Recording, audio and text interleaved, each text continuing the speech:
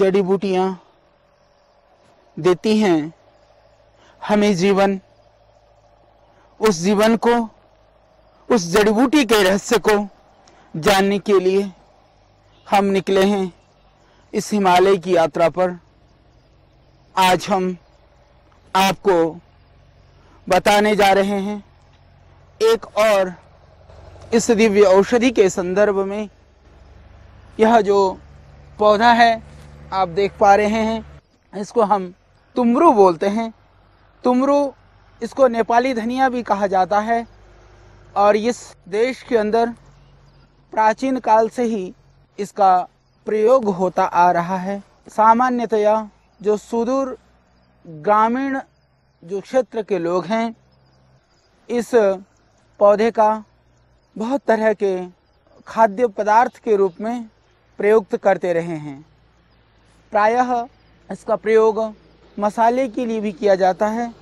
इसके जो पत्ते हैं, इन पत्तों को यदि आप उबाल करके पीते हैं, इससे जो रक्त संबंधी जो विकार हैं, जिनको भयानक स्किन की प्रॉब्लम है, यदि आप 3-4 ग्राम इन पत्तियों को उबाल करके काढ़ा बना करके प्रातः सायं नित्य पीते हैं, तो यह त्वचा की विकृति को, स्किन की जो विकृत कलर को, यदि एक्जिमा हो गया है, स्किन काला पड़ गया है, उसमें भी यह बहुत ही अच्छा काम करता है। इसके अतिरिक्त यदि आपके शरीर में पसीने से बहुत बदबू आती है, उनके लिए भी यह रामबाण है। जिनको किसी भी तरह से कहीं फोड़ा फुंसी के वजह से वह स्किन खराब हो गई हो, वहां पर इसके जड़ को यदि आप घिस करके, अच्छी तरह घिस करके उस फोड़ा फुंसी पर लगाते हैं, तो फोड़ा फुंसी का जो निशान है वह भी मिट जाएगा और उससे जो फुंसियां हैं वह भी ठीक हो जाएंगी। और जिनको किल मुहासे हैं, पिंपल्स हैं, उसके लिए भी इसका आप प्रयोग कर सकते हैं। यह एक बहुत ही निरापद और सरल प्रयोग है। हिमाचल से लेकर के, जम्मू कश्मीर से लेकर के, हमारे उत्तराखंड से लेकर के पूरे देश में सर्वत्र पाया जाता है। ये बहुत ही सुगंधिपूर्ण पौधा है। इसके फल के अंदर बहुत ही अच्छी खुशबू होती है।